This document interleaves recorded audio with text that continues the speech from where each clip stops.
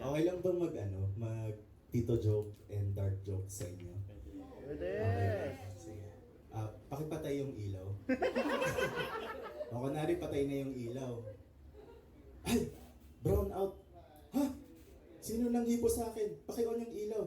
Nag-on yung ilaw. Tito? Gusto niyo ng isa bang dark joke na tito joke? Nag-brown out ulit. Ha? Ang dilim, walang ilaw. Ha? May nanghipo ulit sa akin. Pakibukas yung ilaw. Bumukas yung ilaw. Ha? Tito ulit? Ginusto mo to eh. Ginulit mo eh. Trauma yan. Based on true story.